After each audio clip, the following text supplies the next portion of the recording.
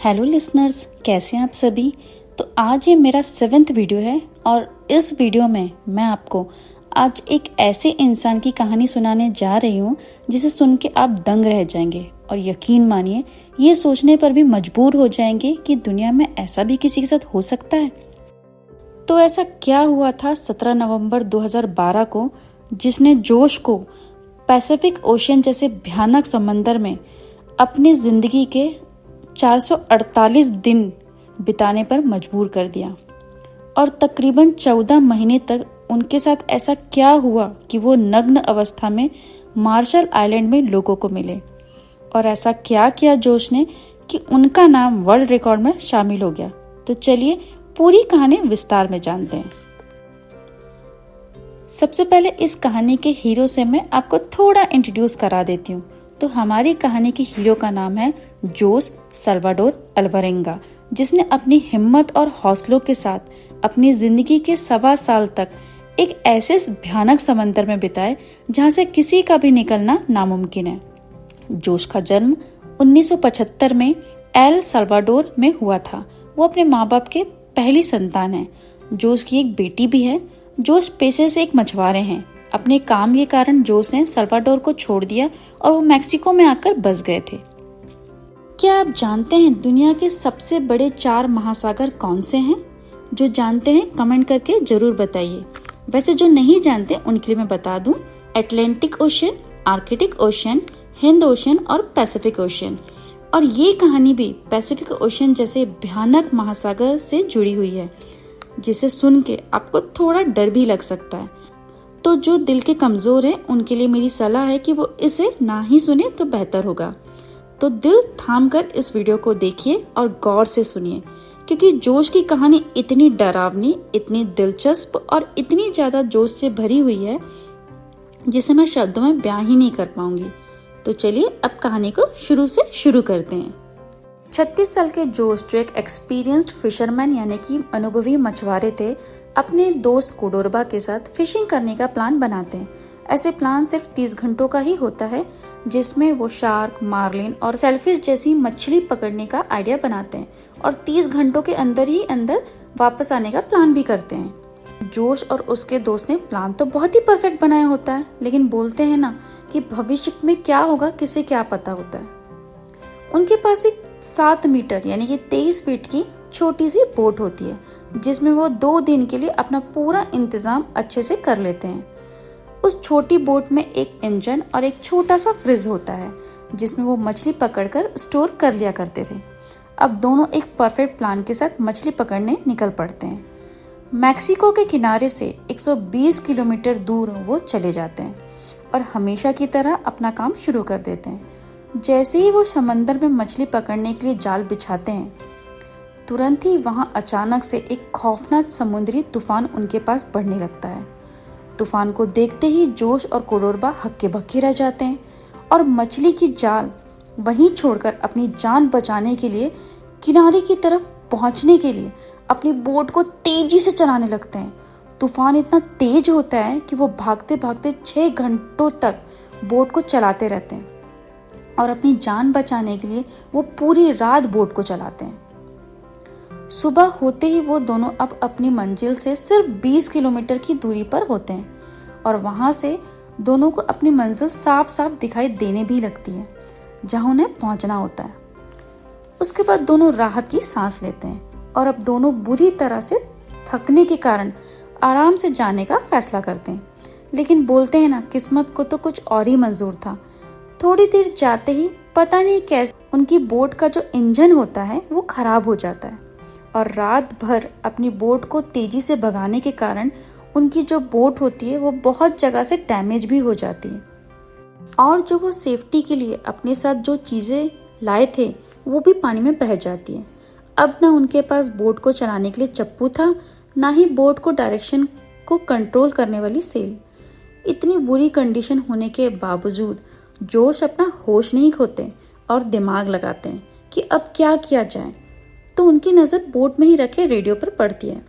उस रेडियो के जरिए वो अपनी लोकेशन अपने बॉस को भेज देते हैं और दोनों थोड़े निश्चिंत हो जाते हैं कि थोड़ी देर में ही कोई ना कोई उन्हें यहाँ से निकाल कर ले ही जाएगा। 4 से 5 घंटे वेट करने के बाद उनको लेने कोई नहीं आता। अब उनकी जो रेडियो की बैटरी थी वो भी जवाब दे जाती है। यहाँ से अब दोनों के पास ऐसा कोई जरिया नहीं होता जिससे वो लोगों से कनेक्ट हो पाए।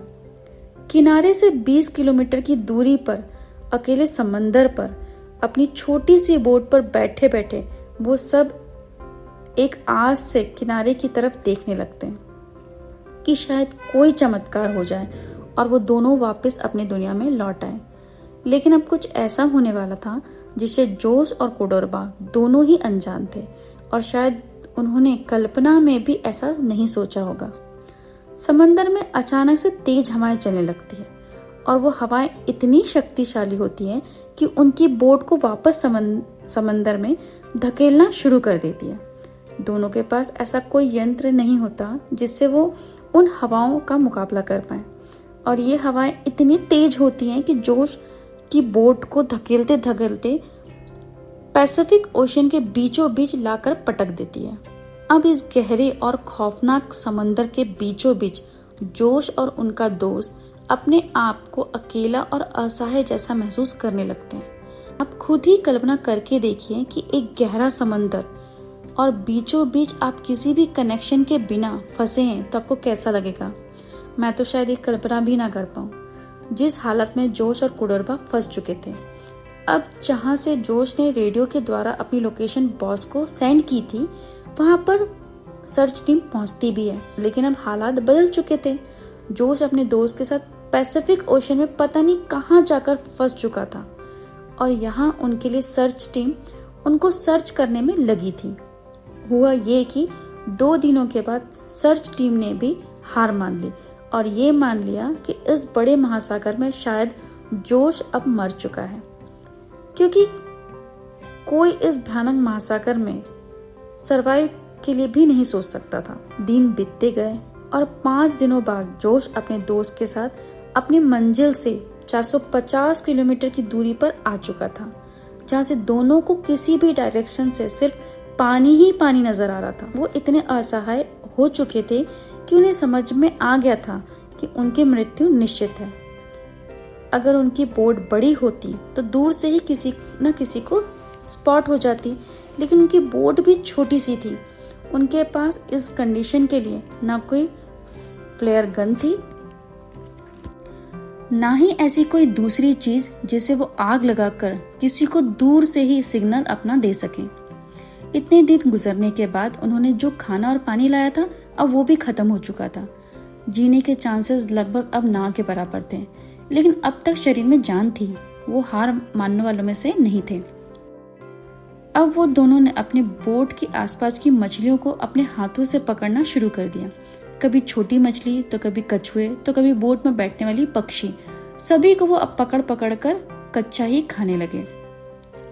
अब बात आती है पानी की, तो उन्हें पता था कि अगर वो समंदर का खारा पानी पीते हैं तो उनकी मृत्यु भी हो सकती है, इसलिए उन्होंने बारिश का पानी स्टोर करना शुरू कर दिया। अब पानी को स्टोर करने के लिए भी उनके पास कुछ नहीं था, तो जो भी चीज तैरती हुई नजर आती वो उस चीज को अपनी बोट में जमा करने लगे और उसी में बरसात के पानी को भी इकट्ठा किया करते थे। अब जब बरसात कुछ दिनों तक ना होए तो वो किसी भी जीव को मारकर उसका खून पिया करते थे। यहाँ तक कि वो दोनों ने अपने पेशाब को भी पीकर अपनी प्यास बुझाई है। ऐसे भी दिन देखे हैं दोनों ने।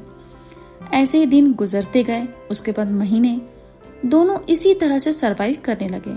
लेकिन ये बात दोनों को अच्छे से पता थी कि पता नहीं कभी हम अपनी नॉर्मल लाइफ में जा पाएंगे या भी नहीं। एक बार दोनों यूं ही बोट पर बातें करते हुए जोश का दोस्त बोलता है, जोश अब मेरी हिम्मत न जवाब दे चुकी है। मैं अब और ये मेंटल टॉर्चर सहन नहीं कर पा रहा हूँ। मैं अब और ये कच्चा खाना नहीं खा पाऊंगा। मैं पागल होता जा रहा हूँ भाई, मैं अब और जीना नहीं चाहता। अब जोश बोलता है, प्लीज यार ऐसा मत बोल, तू है तभी तो मैं जिंदा हूँ। अगर तू ही ऐसा बोलेगा तो मैं भी अंदर से पूरा टूट जाऊंगा और जो थोड़ा बहुत हौसला बचा है वो भी खत्म हो जाएगा। कोडोरबा, मैं रोज सपना देखता हूँ कि अपने माँ बाप और बेटी के साथ मैं मिलकर खाना खा रहा हूँ और मैं जानता हूँ कि ये एक दिन सच होगा। बस भाई तू मेरा साथ दे, हम एक दिन जरूर अपनी मंजिल तक पहुँच जाएंगे। कुडोरबा बोलता है। जोश, मैं अब हार मान चुका हूँ, मुझसे अब और नहीं होगा। बस एक बात तुझसे कहना चाहूंगा कि भाई, अगर मैं मर जाऊं तो तू मेरा मांस मत खाना, इतनी कृपा करना मुझ पर। इतना कहकर कुडोरबा सब कुछ खाना छोड़ देता है। ना खाना खाता है, ना पानी पीता है, सब कुछ ही छोड़ देता है। और 4 दिनों बाद उसकी भूख प्यास से मृत्यु हो जाती है। कुडोरबा के मरने के बाद कुछ दिनों तक जोश ने भी आत्महत्या करने की सोची, लेकिन पता नहीं कौन सी ऐसी शक्ति थी जो जोश को मरने से रोकती थी। जोश ने कुडोरबा की बॉडी को कुछ दिनों तक अपनी बोट पर ही रखा और वो उससे बातें भी किया करता था। लेकिन कुछ दिनों बाद जोश को यह महसूस होने लगा कि वो पागल हो रहा है।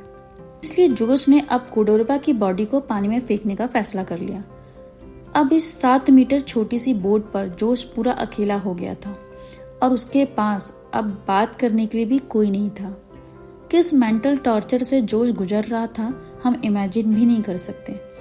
जोश पैसिफिक ओशन के उस हिस्से में फंसा था जहां कार्गो शिप भी नहीं गुजरती थी। दिन गुजरते गए, अब पता नहीं कितने महीने हो चुके थे। जोश ने अब होश गंवा दिया था, अब वो पागल जैसा हो चुका था। कुछ महीने बीतने के बाद उसकी बोट हवा की लहर से उस डायरेक्शन में पहुंचती है जहां से उसे दूर से एक कार्गो शिप जाती हुई नजर आती है। पिछले 6 महीनों बाद जोश को उस खतरनाक समंदर में ऐसा कुछ दिखाई दिया था। अब जोश के अंदर जिंदा रहने की एक नई उमंग दौड़ती है और वो अब हर इशारे से उस कार्गो शिप को बुलाने की कोशिश करता है। लेकिन बदकिस्मती से उस कार्गो शिप के क्रू को जोश की एक छोटी सी नाव दिखाई ही नहीं देती। अब जोश को अपनी आंखों के सामने कार्गो शिप जाती हुई दिखने लगती है। जोश अब दुगनी तेजी से गला फाड़ फाड़ कर चिल्लाता है, इशारे करता है, लेकिन शिप वहां से चली जाती है। जोश एक बार फिर से टूट जाता है, बुरी तरह से टूट जाता है, पूरा बिखर जाता है। इमेजिन करके देखिए, खौफनाक समंदर में बीचों बीच एक एक दिन मौत से लड़ने के बाद जब आखिरकार एक उम्मीद की किरण दिखाई दे और वो भी हमें उसी हालत में छोड़कर चली जाए तो कैसा फील होता है आप इमेजिन भी नहीं कर सकते। अब जोश को उस हालत से लड़ते हुए तकरीबन 1 साल हो चुके थे और जोश अब अपनी छोटी सी बोट पर 8000 किलोमीटर दूर ट्रैवल कर चुका था। अब उसके पूरे कपड़े फट चुके थे। अपने आप को कड़ी धूप से प्रोटेक्ट करने के लिए भी अब उसके पास कुछ नहीं था। वो पूरी तरह से हताश, निराश और शरीर से कमजोर हो चुका था। आखिरकार 14वें महीने में एक ऐसी सुबह आई जिसने जोश पर मेहरबानी की बौछार कर दी। जोश की बोट ऐसी जगह पहुंची जहां उसे अपनी बोट के आसपास नारियल तैरते हुए नजर आए। उसे समझते देर नहीं लगी कि कोई ना कोई आइलैंड उसके पास आ पहुंचा है जहां के नारियल पेड़ों से टूटकर पानी में तैर रहे हैं। थोड़ी देर ही गुजरे थे कि एक छोटा सा आइलैंड उसे नजर आने लगा। उसे डर था कि शिप की तरह यह आइलैंड भी उसे मिस ना हो जाए, इसलिए वो अपनी बोट से कूद जाता है और तैरकर उस आइलैंड पर पहुंचता है। पिछले 14 महीनों के बाद जोश ने पहली बार खड़े होकर जमीन पर चलना चालू किया, लेकिन 14 महीनों से ना चलने के कारण उसे चलना भी नहीं हो पा रहा था। जैसे तैसे चलने के बाद उसे एक छोटा सा बीच हाउस दिखाई दिया जहां पर कुछ लोकल लोग थे। जोश को पूरा नग्न देखकर और उसकी हालत देखने के बाद लोग उसके पास दौड़कर मदद के लिए आए और उसे सहारा दिया। जिस आइलैंड पर जोश 14 महीनों बाद किस्मत से पहुंचे थे वो मार्शल आइलैंड का एक रिमोट आइलैंड था जिसे इबॉन एटॉल कहा जाता है। और ये आइलैंड जोश के स्टार्टिंग पॉइंट से 11,000 किलोमीटर दूर है। और ये भी जोश की किस्मत ही थी कि उसे ये छोटा डॉट जितना आइलैंड उसे मिला, वरना अगर जोश से ये आइलैंड भी मिस हो जाता तो अगला जो आइलैंड था वो फिलीपींस में मिलता, जो इस आइलैंड से भी 5,000 किलोमीटर की दूरी पर होता, जहां पर जोश पता नहीं कितने महीनों या सालों के बाद जिंदा भी पहुंचता या नहीं वो भी बता नहीं सकते। खैर, जोश अब जिंदा अपने घर वापस पहुंच चुका था। उसके परिवार ने तो उम्मीद ही खो दी थी कि जोश अब जिंदा भी आएगा या जिंदा भी है, लेकिन उसे देखकर उसका परिवार फिर से जी उठा। जोश पूरी तरह से ठीक होने के बाद एक 438 डेज नाम की बुक पब्लिश करते हैं, जिसमें उन्होंने अपनी सारी पैसिफिक ओशन की कहानी को विस्तार में बताया है। वो इतिहास में पहले ऐसे व्यक्ति हैं जो 1 साल से ज्यादा समय एक समुद्र में खोई हुई छोटी सी नाव में जीवित बचे रहे। इस नाम से उनके ऊपर वर्ल्ड रिकॉर्ड भी है। उस बुक को पढ़ने के बाद वहाँ के कानून ने जोश को अपने दोस्त के मर्डर करने के केस में उन्हें जेल में डाल दिया था।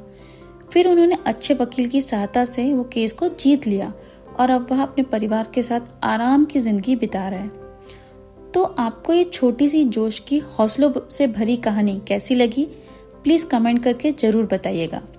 जल्दी मिलेंगे अपने नए टॉपिक के साथ। तब तक के लिए bye bye, take care and love you so much listeners. Bye bye.